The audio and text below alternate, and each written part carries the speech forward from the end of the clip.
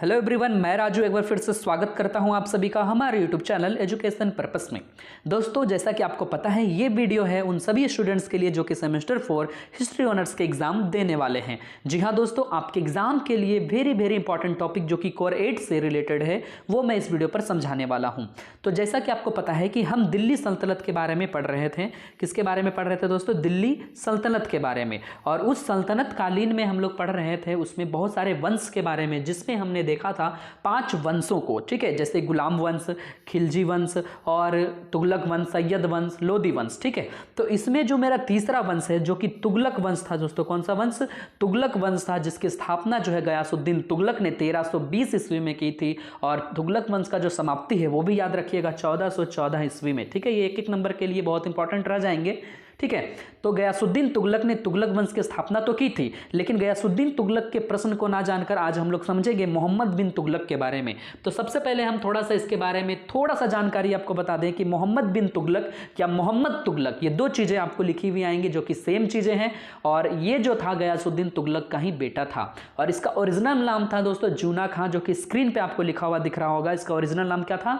जूना खां। ये अपने समय में सैनिक अधिकारी के रूप में भी अपने पिता के साथ जो है कार्य किया था। और पिता के मृत्यु के बाद जो है दिल्ली के शासन की गद्दी को यही संभालता है। यानी कि इसमें हम समझेंगे मोहम्मद बिन तुगलक गयासुद्दीन तुगलक का पुत्र था, जो कि जूना खां के नाम से प्रसिद्ध था। और उसी जूना खां को मोहम्मद तुगलक या मोहम्मद बिन तुगलक भी कहा जाता है, जो कि अपने पिताजी के समय में सैनिक अधिकारी था और दिल्ली के शासन की गद्दी पर अपने पिताजी की मृत्यु के बाद बैठता है। तो इसके चरित्र के बारे में पढ़ेंगे। तो सबसे पहले चलते हैं दोस्तों इसके चरित्र के बारे में। तो यहाँ पे एक पॉइंट बनाएंगे मोहम्मद बिन तुगलक का चरित्र। और जो चीजें अभी मैंने आपको बताया कि कौन था, कैसे बना, वो थोड़ा सा आप इसके पृष्ठभूमि के एक पॉइंट बनाकर लिख सकते हैं। तो सबसे पहले आपको समझा दे दोस्तों कि मोहम्मद बिन तुगलक का जो चरित्र है वो बहुत ही विवादपूर्ण रहा है। विवादपूर्ण कहने का मतलब है कि बहुत सारे इतिहासकारों के बीच में ये एक प्रकार से असमंजस की स्थिति डाल देता है। कहीं कुछ अच्छे, कहीं कुछ बुरे, मतलब इसके बारे में उतना जानकारी या उतना डिटेल नहीं मिल पाया है। और इसका एक कारण है कि इतिहासकारों के बीच में हमेशा मतभेद होते रहता है, उसी को विवादपूर्ण कहेंगे। ठीक है, और ऐसा नहीं है कि मोहम्मद बिन तुगलक ने कुछ नहीं किया था अपने समय में। ठीक है, थोड़ा सा पेज को जूम कर लेते हैं।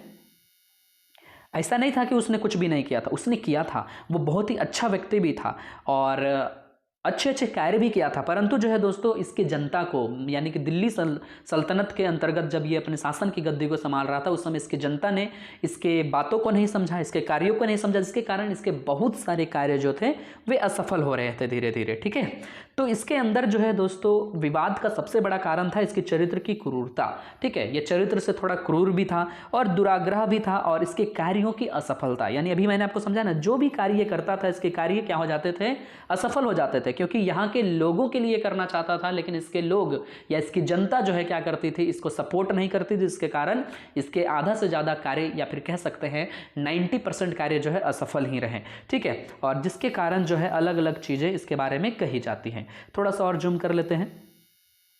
देखिए दोस्तों, ये व्यक्ति अच्छा था, ऐसा नहीं है कि नहीं था, वो व्यक्तिगत गुण से बहुत अच्छा था, थोड़ा प्रशासनिक दृष्टि से थोड़ा सा असफल रहा था। ठीक है, तो ये सवाल, यही सवाल को ऐसे भी पूछा जाता है, मोहम्मद बिन तुगलक की योजनाओं के असफलता के पीछे कारण बताएं, या योजनाएं की असफलता को बताते हुए विवरण दें, ये सारी चीजें हैं। ठीक है, तो ये एक असाधारण व्यक्ति था जो शरीर से बहुत ज्यादा क्या था? शक्तिशाली था। अभी तो आपने सवाल ही देखा ना, चरित्र वर्णन करना है, थोड़ा सा चरित्र को समझ लेते हैं। तो ये व्यक्तिगत गुणों से जो है बहुत अच्छा था, और ये शिक्षा इसके अंदर बहुत अच्छी थी। ये अरबी, फारसी, गणित, नक्षत्र विज्ञान, भौतिक शास्त्र, तर्कशास्त्र, दर्शन, चिकित्सा शास्त्र, मतलब एक टैलेंट व्यक्ति के अंदर जितने सारे भरे होते हैं ना, इसके अंदर बहुत सारे टैलेंट थे। जैसे अच्छा कवि था, उपमाओं और अलंकार का अच्छा ज्ञान था, लिखने का ज्ञान था, वार्तालाप कैसे करते हैं, बातचीत कैसे करते, इसका ज्ञान था, ललित कलाओं का ज्ञान था, संगीत का ज्ञान था, प्रेम का ज्ञान था। और उसके पास जो है दोस्तों स्मरण शक्ति बहुत अच्छी थी, याद करने की क्षमता बहुत अच्छी थी। ये बुद्धि से बहुत अच्छा तेज था, विद्वान था, सुसभ्य था, अत्यधिक उदार व्यक्ति था और मुक्त हृदय का था। मुक्त हृदय मतलब खुले दिल का था। ये दान बहुत ज्यादा करता था।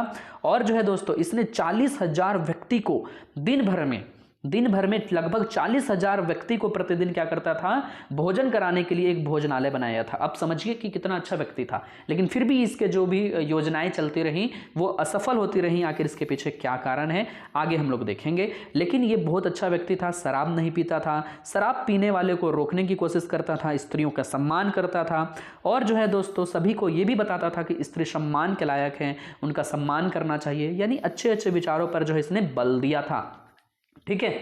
और जो है ये कुशल सैनिक भी था, अच्छा व्यक्ति भी था, ऐसा ही सैनिक अधिकारी नहीं था अपने पिताजी के ज़माने में, ठीक है। लेकिन इसकी जो भी चीज़ें योजनाएं आई वो धीरे धीरे असफल हो गई। तो उस चीज़ों पर जो है हम लोग अब चलेंगे, उस चीज़ पर मेनली फोकस करेंगे क्योंकि उससे भी अलग से सवाल पूछ दिए जाते हैं, ठीक है। तो यहाँ पे एक पॉइंट जो कि देख रहे होंगे, मोहम्मद तुगलक शासक की दृष्टि से अत्यधिक परिश्रमी था परंतु वह असफल रहा। तो चलते हैं इसकी योजनाओं को समझेंगे, ठीक है। ये कई बार आते हैं मोहम्मद बिन तुगलक की योजनाओं को बताएं या इनकी योजना के असफलताओं के बारे में जिक्र करें, ठीक है। तो सबसे पहला योजना जो इसके शासन व्यवस्था में था वो योजना है दोस्तों राजस्व सुधार, ठीक है।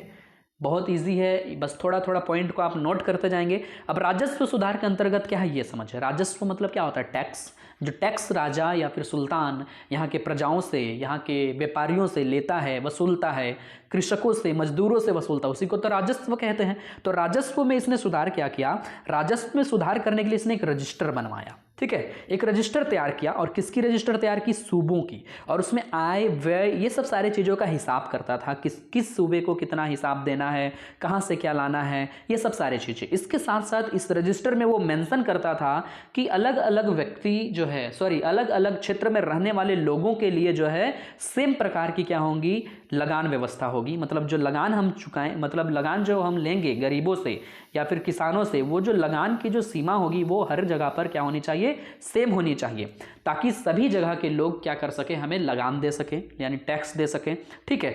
या फिर सभी गांव के लोग जो है लगान दे सके। देखिए यहाँ पे एक पॉइंट, गांव लगान देने से मुक्त ना रहे, समझ रहे हो।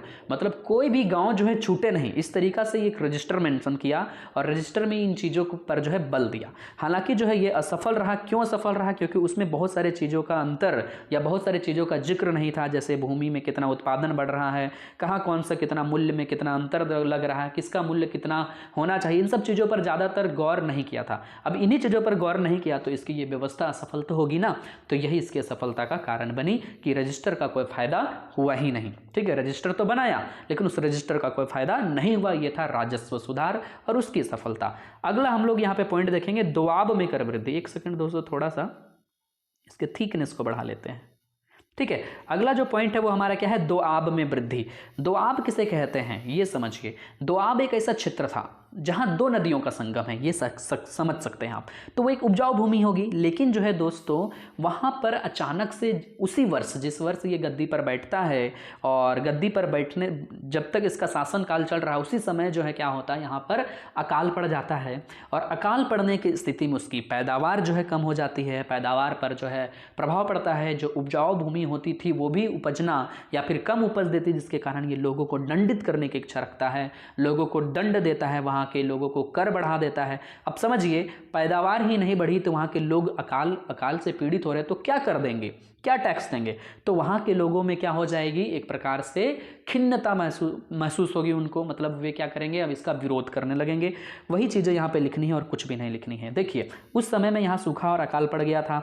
बहुत सारे किसान लोग किसानी छोड़कर चोरी, डकैती, ये सब सारी चीज़ों पर हिस्सा लेने लगे थे। तो इन्होंने क्या कर दिया, लगान बढ़ा दिया।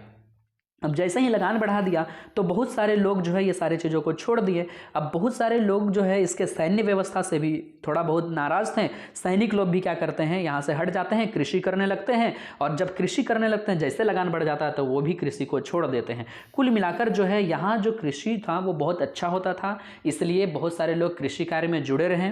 परंतु जैसे ही इसने लगान को बढ़ाया, दोआब में जो कर वृद्धि की, दोआब एक ऐसा क्षेत्र था जो बहुत ज़्यादा उपजाऊ था, जहाँ दो नदियों के संगम होते हैं, हैं उसको दोआब कहते हैं, ये भी आप याद रखिएगा। तो दोआब में जो कर वृद्धि हुई तो इससे जो है क्या हुआ, टैक्स बढ़ा, लोगों को दंड लगने लगा कि हमें जो है कर के रूप में दबाया जा रहा है। ये लोग उसका विरोध करने लगे और विरोध तो करने लगे, लेकिन यहाँ के जो अधिकारी थे, जो मोहम्मद तुगलक के अधिकारी थे, वे भी नहीं मानने वाले थे और उन्होंने बहुत ही कठोरता के साथ इन पर जो है लगान वसूलना चालू किया और लास्ट में सभी लोग कृषि छोड़ देते हैं। और यही एक कारण है, अब कृषि ही छोड़ दिया तो कर कहाँ से मिलेगा भाई, तो ये भी असफल रह गया। लास्ट में इसने क्या किया, बीज, बैल, सिंचाई की व्यवस्था, ये सब सारे चीज़ों पर बल दिया, लेकिन तब तक जो है बहुत देर हो चुकी थी और जिसके कारण ये असफल रही। तो दोआब में कर वृद्धि इसकी योजना थी, असफलता को हम एक साथ जो है पॉइंट के साथ ही समझाते चले जा रहे हैं, ठीक है। उसके बाद अगला पॉइंट आप बनाएंगे कृषि की उन्नति का प्रयत्न। इसने देखा कि बहुत सारे लोग तो कृषि छोड़ रहे हैं, अब तो कृषि में जो है एक विकास होना चाहिए। अगर कृषि में डेवलपमेंट नहीं हुआ तो मेरे पास टैक्स नहीं आएगा, कर नहीं आएगा, फिर हम अपना शासन व्यवस्था को कैसे संभालेंगे, कैसे अपने सैनिकों को संभालेंगे, कैसे अपना प्रशासन मजबूत करेंगे। तो इसलिए क्या करता है, ये एक नया विभाग, एक नया डिपार्टमेंट खोलता है और उस डिपार्टमेंट में एक मंत्री जिसका नाम है दोस्तों आमीर ए कोही, एक नंबर के लिए मोस्ट इंपॉर्टेंट है। आमीर ए कोही विभाग जो थी या फिर आमीर ए कोही की पद की जो है किसने शुरुआत की थी, याद रखिएगा मोहम्मद तुगलक ने, ठीक है। किससे रिलेटेड था, तो कृषि से रिलेटेड था।